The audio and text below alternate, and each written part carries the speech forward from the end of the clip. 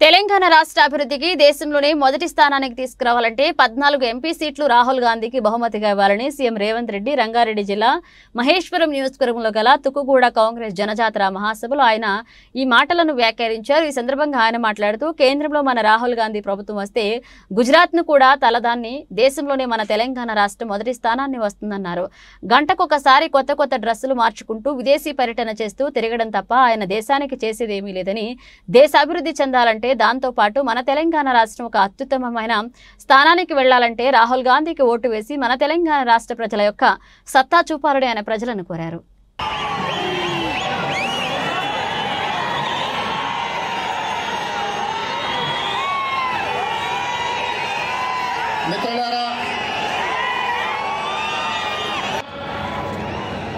శ్రీ రాహుల్ గాంధీ గారు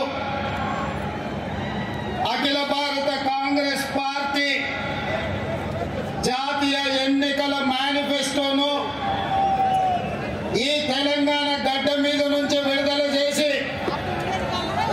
ఈ గడ్డ మీద నుంచి అయితే సెప్టెంబర్ 17 నాడు శ్రీమతి సోనియా గాంధీ గారు తెలంగాణకు 6 గ్యారెంటీలు ఇచ్చి ఈ తెలంగాణ రాష్ట్రంలో 3 రంగుల జెండాను రెపరెపలాడించిందో, అదే గడ్డ మీద నుంచి మన అభిమాన నాయకుడు శ్రీ రాహుల్ గాంధీ గారు ఈ జాతికి 5 గ్యారెంటీలను అంకితం చేయడం ద్వారా జూన్ 4 తారీఖు నాడు రాబోయే ఎన్నికల ఫలితాలలో ఇండియా కూటమిని గెలిపించి జూన్ 9 తారీఖు నాడు ఢిల్లీలో ఎర్రకోట మీద మువ్వన్నెల జెండా ఎగరేయడానికి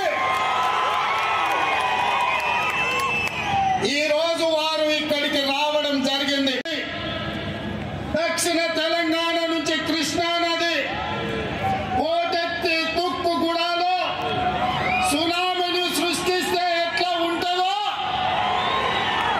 వందలు వేలు లక్షలలో కాంగ్రెస్ పార్టీ కార్యకర్తలు రాజీవ్ గాంధీ ప్రాంగణం తుక్కుగూడలో కదము తొక్కితే ఆనాడు బీఆర్ఎస్ ను తుక్కుగా ఎట్లా తొక్కిందో,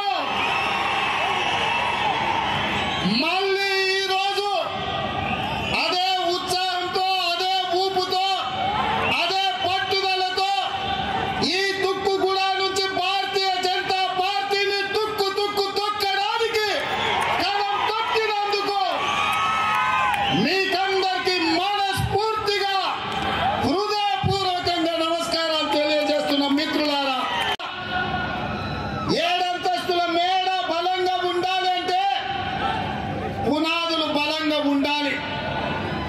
తెలంగాణ రాష్ట్రమే కాదు, దేశ రాజకీయాలలో కాంగ్రెస్ పార్టీ అధికారంలోకి రావాలి అంటే కార్యకర్తల పునాదులు బలంగా ఉండాలి।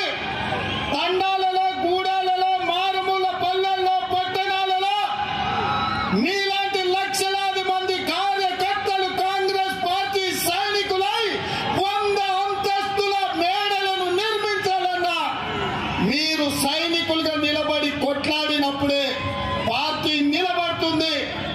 ఎన్ని కష్టాలు వచ్చినా, ఎన్ని కేసులు పెట్టినా, ఎంతమంది జైల్లో పెట్టినా మీ రక్తాన్ని చెమటగా మార్చి మీ ఊపిరినైనా వదిలిండ్రు కానీ ఈ మువ్వన్నెల జెండా వదలలేదు। మీ శ్రమతోనే, మీ కష్టంతోనే, మీ త్యాగంతోనే ఈ తెలంగాణ రాష్ట్రంలో ఇందిరమ్మ రాజ్యం ఏర్పడ్డది। ఇందిరమ్మ రాజ్యంలో సోనియమ్మ ఇచ్చిన సంక్షేమాలు 6 గ్యారెంటీలను ఇవాళ మనం అమలు చేస్తున్నాం సోదరులారా। ఈ తెలంగాణ స్ఫూర్తితో, ఈ వైబ్రెంట్ తెలంగాణ నినాదంతో జాతీయ స్థాయిలో నరేంద్ర మోడీ గారు ఏదైతే గుజరాత్ మోడల్ అంటుండో, గుజరాత్ మోడల్ మీద వైబ్రెంట్ తెలంగాణ ఆధిపత్యాన్ని చూపిస్తుంది, అభివృద్ధి పదం వైపు ఈ దేశాన్ని నడిపిస్తుందని ఈ సందర్భంగా సవినయంగా తెలియజేస్తున్న మిత్రులు, భారతీయ జనతా పార్టీ వాళ్ళు మాకు అవకాశం ఇవ్వండి అంటూ నేను అడుగుతున్న భారతీయ జనతా పార్టీ నాయకులను మీ పార్టీ మీ నాయకుడు నరేంద్ర మోడీ గారు ఈ దేశంలో ప్రధానమంత్రిగా ఉన్నాడు. నిరుద్యోగ యువకులకు ప్రతి సంవత్సరం 2 కోట్ల ఉద్యోగాలు ఇస్తా ఉన్నారు. 10 ఏళ్లలో 20 కోట్ల ఉద్యోగాలు ఇవ్వాలి. మరి ఇవాళ నేను అడుగుతున్న సిగ్గులేని కిషన్ రెడ్డిని పార్లమెంటులోనే ప్రశ్న అడిగితే 7,21,000 ఉద్యోగాలు మాత్రమే ఇచ్చినామని భారత ప్రధానమంత్రి నరేంద్ర మోడీ గారు సమాధానం ఇచ్చారు. ఇస్తానే 7 లక్షల ఉద్యోగాలు ఇచ్చినందుకు ఇవాళ నరేంద్ర మోడీకి ఓటేయాలన్నా నేను అడుగుతున్నా. రైతుల ఆదాయాన్ని 2 చేస్తామని మాట ఇచ్చిన మీరు వేలాది లక్షలాది మంది రైతులు ఢిల్లీ సరిహద్దుల్లో రైతు వ్యతిరేక నల్ల చట్టాలను తెస్తే 16 నెలలు సైనికులాగా పోరాటం చేసి 750 మంది రైతులు అమరులైతే కనీసం ఆ రైతులను పరామర్శించలేదు, ఆ కుటుంబాలను ఆదుకోలేదు. నరేంద్ర మోడీ తెలంగాణ రాష్ట్రంలో ఎన్నిట్లు ఇచ్చిందో లెక్క చెప్పి మీరు ఓట్లు అడగాలని నేను ఇవాళ బీజేపీ నాయకులను అడుగుతున్నా.